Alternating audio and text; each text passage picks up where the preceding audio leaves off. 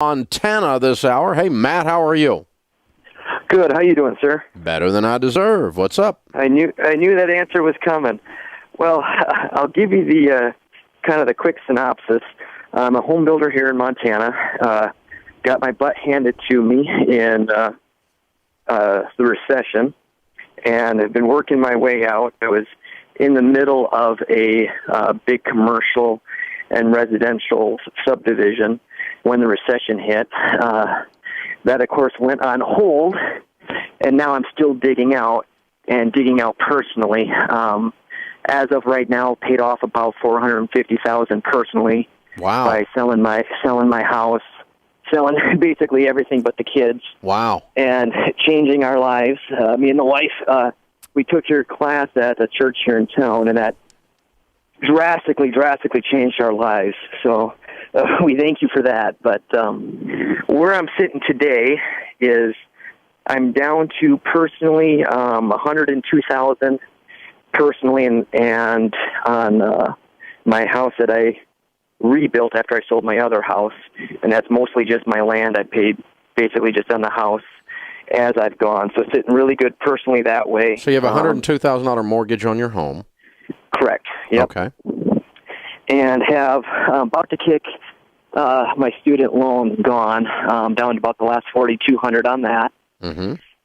So that's going to be gone here in about another month. Wow, man, you're killing it. Congratulations. Yeah, well, thank you. And then in the meantime, we decided to have 2 more kids, so now we're up to 6 kids. Mm-hmm. So busy lives in the process of everything. Wife started a business debt-free and doing really, really well with that. Just haven't really drawn any income off of it, just keep rolling it into the business. And now we're going to start pulling consistently about $6,000 to $7,000 a month off of that business. Cool. So yeah. What are you making? What's your income?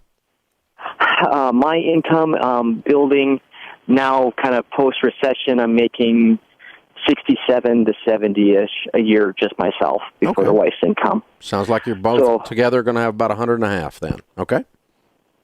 Basically starting from this point forward with the wife's deal. Yeah. What I'm working on now is I had about $7 million owed on my subdivision, down to about $2.5 million as it's back going and getting things developed and sold and keeping the housing market going. So working to never ever be back in debt that much. So you still have that. Yes, still have that of business debt. So working through that with what I've got going for development-wise, it's got probably about $3.5 million once stuff is final platted in this spring. So we'll have that paid off, and knock on wood, have about $1 million and a half to show for it, depending on interest and taxes and all that great stuff. Okay, so the properties are going to sell off at the current burn rate by spring, and you will be debt free and have cleared $1 million. Yep. Good. Way to go. That's quite a turnaround. Yeah, that's quite the turnaround, and it still would have probably about 5 commercial properties debt-free at that point that I could continue to sell, or the idea was to keep and, put commercial businesses on them for lease, that kind of thing. Are they paid for? Are they clear? They would be by next spring, summer. Okay, so they'll be clear. Okay. Yep.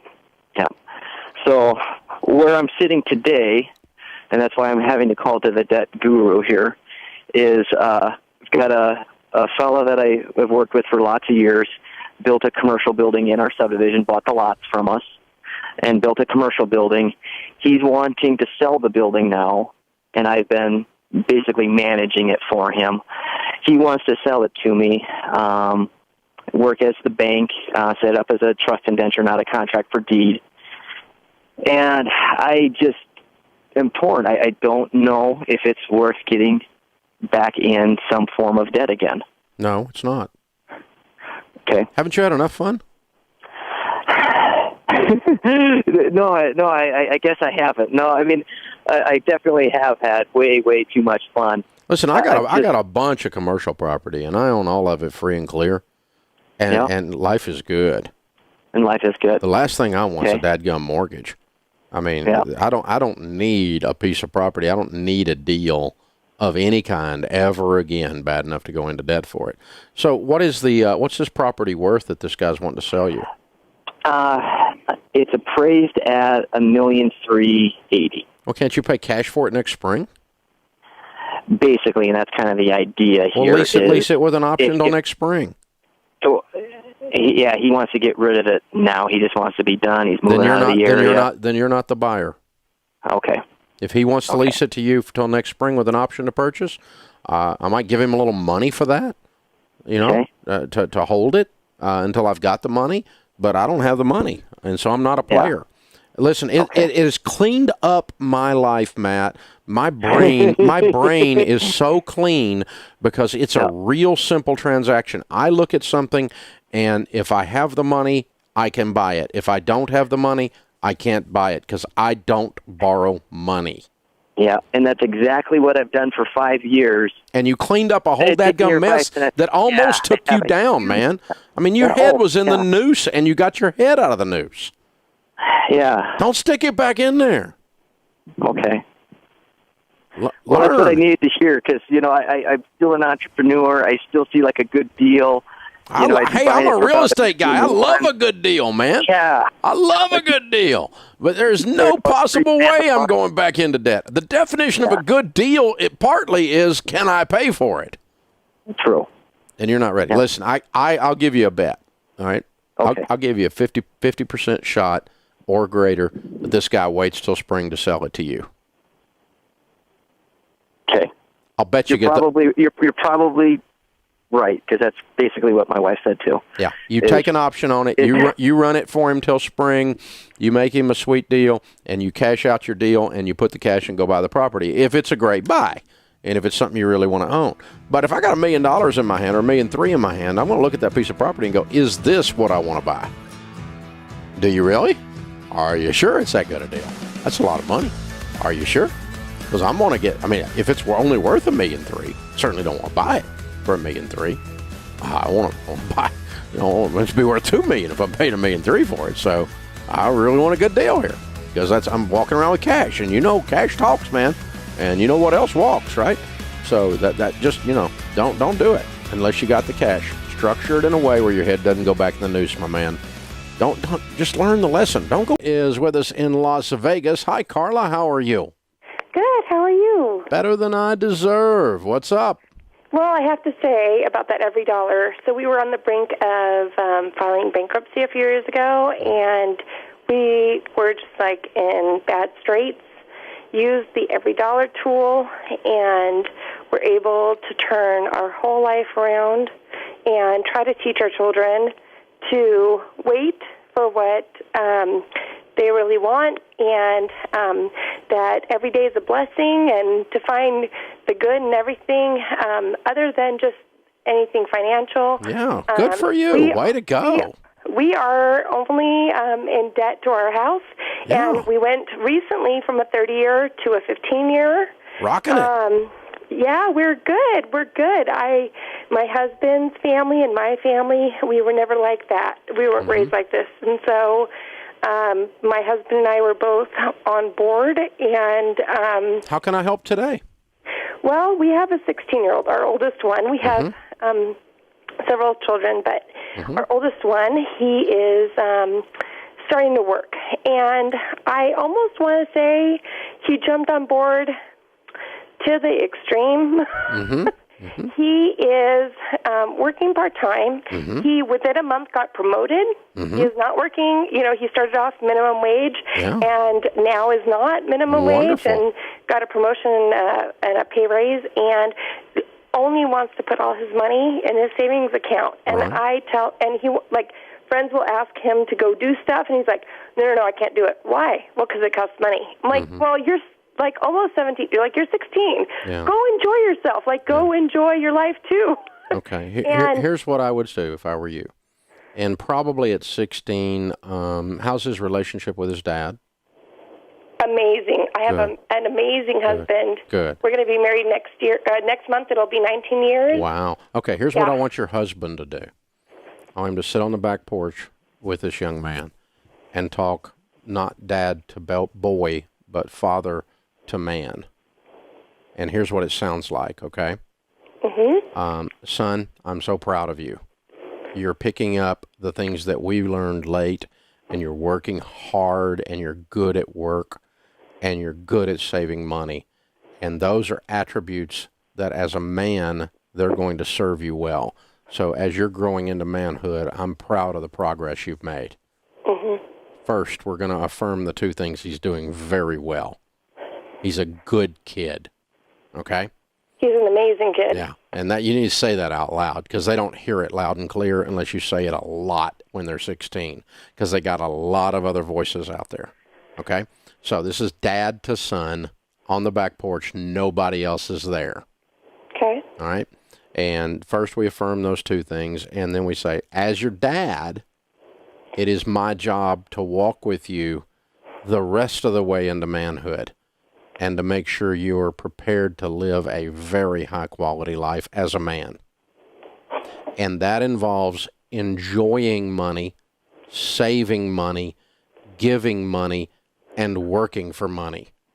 You need to be able to do all of those things to be a complete adult. You need to be able to enjoy money, give money, save money, and work for money. So the good news, Bubba, is you got 2 out of 3 doing real well. Now, you and I are going to work together to help you become generous with some of your money and giving. And you and I are going to work together, and I'm going to observe you enjoying some of your money. But, Dad, I just want to save it all. I know, but that's what a boy would do. A man enjoys the whole process. You enjoy some, you give some, you save some, and you work for all of it.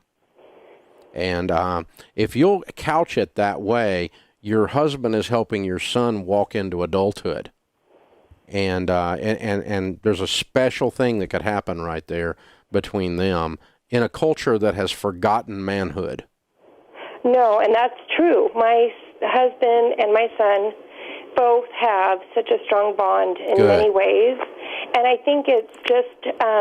But we all are natural givers, savers, or spenders, and your son is a natural saver, and so he has to also learn to enjoy money. Otherwise, he'll make a miserable husband because his wife won't have much of a life. Okay? And he also has to learn to be generous because that changes his heart and it's part of his spiritual walk. So you just talk him through that. And here's the good news. You don't have to talk about it but one time. And then you just course correct when he's off base a little bit. And it goes back to that back porch conversation that one time. Because it'll be so poignant for him as a father and son moment that he will remember it the rest of his life. He'll tell his grandkids about his old man sitting on the back porch guiding him in how to be a man and how to handle money. It'll be that big a deal if he does it the way I'm talking about. And, my son and I have had a lot of wonderful experiences that way. And we are really good friends, and we're both adults now, and to this day. But we walked together through the teenage years and through those last few years of learning. We didn't just turn him loose like he was raised by wolves to do whatever his instinct and passions told him to do. And we weren't overbearing. We didn't raise Stepford children. We had children that messed up and did all kinds of things that other kids do too. But we're going to walk into a process that leads us to become the adult that we want to become. I'm not trying to raise great kids. I'm trying to raise kids that become great adults. That's my friend Andy Andrews' line, and it is a beautiful description of what we're talking about. So hold on. I'm going to send you guys out a copy of Smart Money, Smart Kids, which is the book Rachel and I did on how to teach your kids of any age how to handle money. Because if you don't teach your kids how to handle money, they'll end up living in your basement. And we all know an eagle that doesn't leave the nest is eventually known as a turkey. Ha! So, hold on. We'll give you a copy of Smart Money, Smart Kids. I don't predict that for this kid. This kid's going to be rich. We just got to teach him to enjoy and be generous, and that'll be easy to teach him. So, he's a good kid, and you're blessed. You're a blessed family, Carla. Hold on. And taking my call. Sure. What's up? So, I am 25 years old, and I just got accepted into an accelerated nursing program that I'm going to start in September. I currently have no debt from my previous bachelor's or any other kind of debt. And I'm going to have to take out a student loan in order to finance this education. And I just want to figure out the wisest way for me to pay for school so that I don't end up in a big hole at the end of it. You're not going to like us. Okay. We teach people to not borrow money. Yeah. You knew that, right? I knew that. I've been listening to your show for quite a while, and in the history of your listening, have you ever heard us say ever to anyone to borrow money? No, I have not. Okay. Probably not changing that today. So how can we figure out a way to help you? Because we can't help you with your question. I can't help you borrow money. Because I don't think that's wise for you. Okay. I love the accelerated nursing program. I love what you're talking about doing. Yep. I love the field that you're in. But if you were my daughter, I would tell you not to borrow money to do this. I'm going to have to find another way to do this instead of just accepting the cultural norm of going into student loan debt. Mm-hmm. Because, Patty, you said you had avoided debt even for undergrad. So how did you pay for the undergrad? Yeah, so it was a combination of a college fund that my grandparents and my parents had set up for me, and then substantial scholarships that I was offered. Good. Okay. So what does this cost? The cost of the accelerated program? In the fall, yeah. Yeah, so the total cost, including living expenses, is going to be around $47,700. So you have to change cities? Yes, yeah. Are you working in nursing? The living expenses. Are you working in nursing now? No, I'm not. I am currently working in a service industry. Oh, okay. And so, did you get a degree in nursing already, or this is to become a nurse? This is to become a nurse. My first degree was in ecology, so I worked in river assessment for a couple of years, and then decided that I wanted to switch over to nursing. Okay. But you're in a service industry now. Yes. Yeah. Okay. What do you make? Traveling, what do you make now? I make $15 an hour. Okay. All right. So, and you're living on that? I'm currently living with my parents. I've been home for the last 5 months. Okay. And what city do you live in? I live in a small town, Mammoth Lakes, California.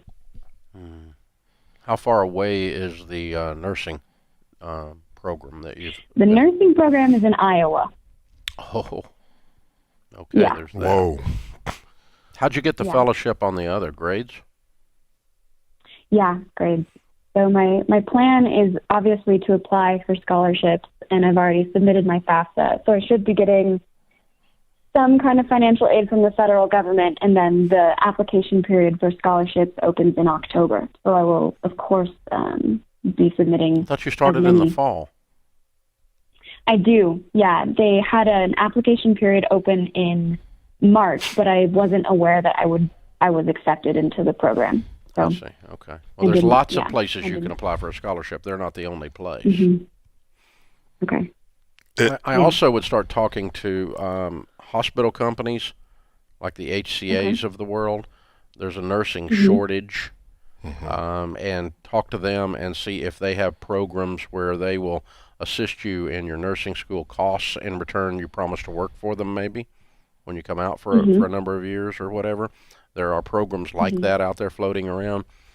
But would I just jump and go $50,000 in debt without having done anything else just because you got accepted in Iowa and you live in California? No. I might tap the brakes on it. Probably going to have to, because you simply don't have the money. And you're getting ready to go deeply in debt. And if you don't finish or you don't pass your boards, you're right back to trying to pay off $50,000 with this $15 an hour job again. Okay, so the risks of taking out the loan, you think, are greater than the benefit of being able to make significantly more money than I am now. Yes, after having talked to the 32-year-old version of you for 30 years, who's up a freaking creek, because they made these choices, and then they end up getting married. And one lady I remember, I'll never forget, I was just heartbroken. She got married and had her first child who had all kinds of medical needs, and she wanted to quit and go home and stay with this child that needed its mother at home, and she couldn't do it because she had $100,000 in student loan debt. Because these are the things, when life unfolds, you don't see this stuff coming. No, you really don't, Dave. And I'm going to tell you, I know, Patty, you're sitting there, you're thinking this is a great opportunity and this is the time for you, and it's the doors are opening up, and it's not.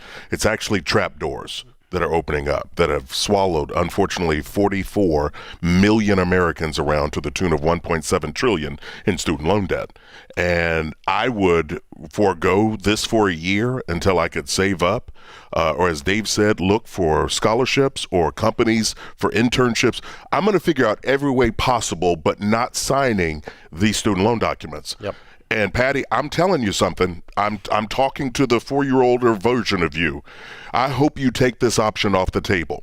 I hope you don't just hear us and it rattles around in your head for a little bit and you still pick up that pen, because it is a costly pen to sign those student loans. I hope you don't. I really do.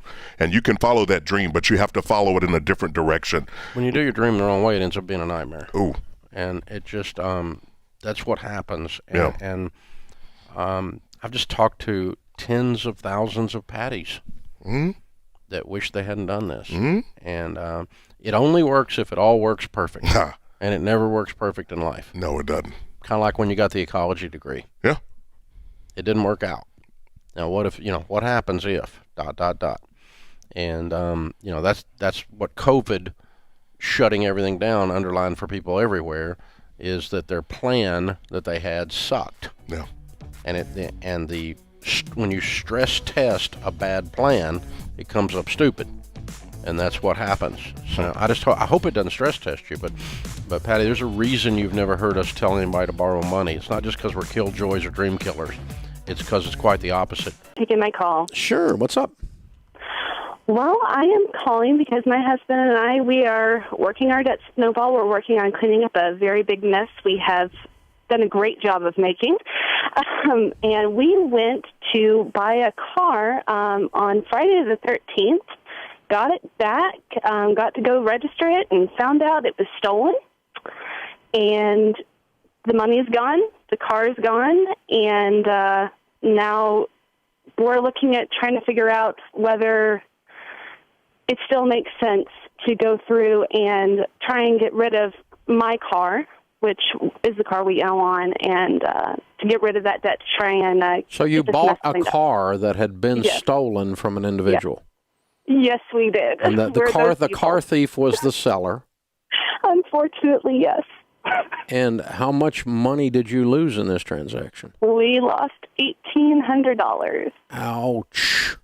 Yes. Did it not feel shady at any point? It didn't. It was the biggest thing we had a problem with is he didn't want to meet it to a police station, because he said in South Carolina you have to turn in your plates, and he just didn't want to get ticketed right before he had to sell it. And I was like, we looked at the law, it seemed to check out, and we're like, okay. We pulled up. He was really friendly. Everything seemed fine. He had the title in hand. He had the key. The title was a fake. He had it retitled that morning. We don't. I mean, it was when we went to have it all done. We dealt with the police, and oh man, the mess that we were obviously not at fault. We had a bill of sale. We had gone and checked the VIN, and it had been cleared when we were there. But when the police went and checked it, it was stolen. So we don't. They said it was pretty much those don't work, and we didn't know. So that's a scam. We tried to do our due diligence. That's a lot of scam work. That's a lot of work to scam $1,800. Yes, we couldn't believe it. He's working his tail off for $2,000. Wow. Yeah, I was a little shocked. We actually did end up getting his name and address. We called him back up, and he was high and just gave it right to us, so he'll probably get arrested. But money's still gone. Yeah, Gotta love Well, it. I guess you could also file suit on him for $1,800. Well, Not like he's chances are got he's any not getting money, it but back. yeah, what a story! It's almost worth the $1,800 for the story if it wasn't such precious money right now at your stage. Wow. Well, I will say, though, when we went to go register it and after everything was done, we were invited to a church here. We hadn't gotten it plugged in with a local church, and it has been absolutely incredible. So Very God has cool. worked there. So even though this has sucked. How'd you end up going to church here? Well, my car got stolen. Honestly, that has actually come up. That's funny. Oh, I'm so sorry. What a wild, wild deal. I don't know if I've ever heard of somebody going and getting a duplicate title. Now, I've heard of them doing fraudulent transactions. I've heard all kinds of things, but that guy went to a lot of trouble. Okay, so now you've got a car currently that you owe how much on? We owe $14,500. And you were trying to sell it and get a cheap one. Basically, yeah, we're still upside down on it. What we were going to do, we would come out with about $1,500 extra in debt, but it's better to owe $1,500 than the $14,000. Yeah. What is your household income? We are sitting at about $61,000. Okay. How much other debt do you have other than the $14,000 car? Other than, here, I'd have to sit here and do math. Can Just I tell roughly. you the amount and you get your calculator out for me? Just roughly. Well, right now it's $89,500, so minus the $14,000, we're looking at $75,000. Oh, okay. Not We got counting a your lot. house.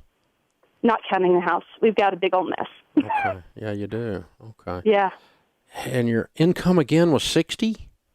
61, yeah. Yeah, okay. Whew. Well, the 14, if it went away, it would be helpful towards 89, but it doesn't change your life on the 89. You Right. follow me? If it was 40 of the 89, we'd be going, yeah, drop the mic. I'm out of here, right? But it's 14. So, so your idea maybe is to just keep it and pay it off with the rest of the mess. It's just going to take you a few years? Right. Well, we were looking at that, but we're going to be looking at changing his W-2, but we are getting $4,500 or so back. I haven't officially gotten it back, but it's about $4,500 back from taxes. Yeah, but that'll just go towards your smallest debt. What's your smallest debt? Smallest debt, we just paid off one, so the next one's $5,700, so it'd be knocked out with the next one. Good.